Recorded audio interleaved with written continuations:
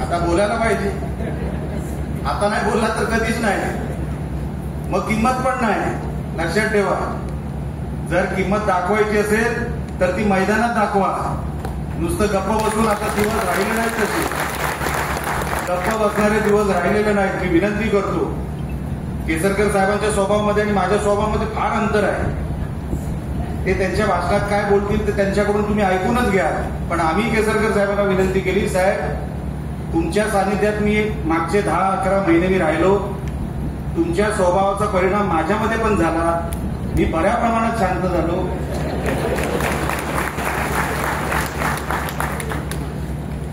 पण महायुती करत करत करत आपण आता कुठे थांबणार आहोत? आपण स्वबळावरची चर्चा करायला पाहिजे. ह्याच्यासाठी केसरकर साहेब, सामंत साहेब, आपण सगळ्यांनी एक संघ राहून, आणि काहीच कठीण नाही. केसरकर साहेब मूडमध्ये आले तर काहीच कठीण नाही.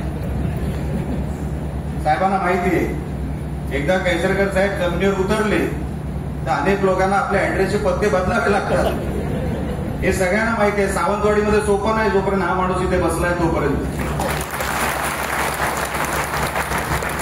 कोणी गृहीत धरू नका की असंच आहे.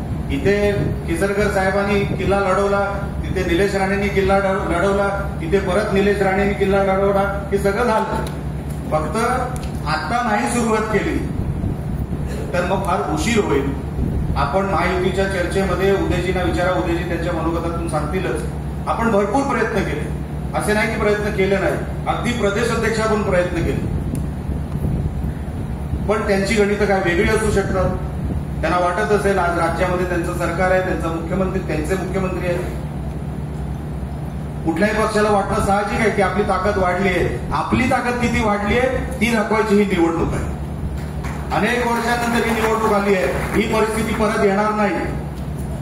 आणि आज जर आपण या निवडणुका जिंकल्या तरच आपण छाती ठोकपणे सांगू शकतो ताकद इकडे शिवसेनेची आहे, बाकी कोणाची नाही. आपण कुठेही नंबर 2 वर नाही आहोत, आपण नंबर 1 वरच आहोत. ही दाखवायची ही निवडणूक आहे. आणि का नाही दाखवायची?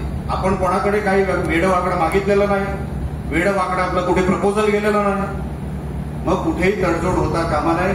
मी मनापासून आपल्याला सगळ्यांना सांगतो, आपापल्या मतदारसंघाची कोण उमेदवार असेल मला माहित नाही. आपल्याकडे पण रांग मोठी आहे. कोणी कोणाला शब्द देऊ नका. ते शब्द पाळले जातील अशी काही खात्री नाही. संजू परब त्याच्यामध्ये तुम्ही पण येता.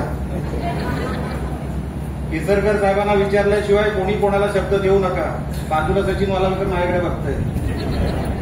वेंगुर्ल्यामध्ये पण तसंच होणार, काळजी करू नका. मी शुभेच्छा दिल्या त्यांना. आज संध्याकाळी जाणार आहे, म्हणजे बोलवलं म्हणून जाणार आहे. त्यांनाही सांगितलं की तुम्ही एकदम चांगल्या वातावरणामध्ये सामंतसाहेब आपण ही निवडणूक काढू शकतो. उमेदवार आपल्याकडे सगळे ताकदीचे आलेले आहेत.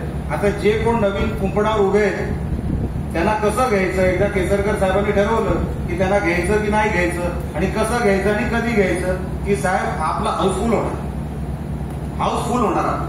मी तुम्हाला सांगतो, सर्वात जास्त इन्कमिंग कुठे चालू असेल तर ती शिवसेनेत चालू.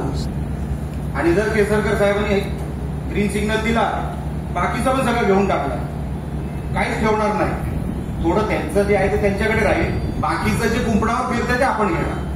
एवढं तुम्हाला आज 100% खात्रीलायक सांगतो. आपली ताकद कोणापेक्षाही कमी नाही. नंबर 2 वर नाही, शिवसेना सिंधुदुर्गामध्ये 1 नंबरवर आहे. एवढं तुम्ही सगळ्यांनी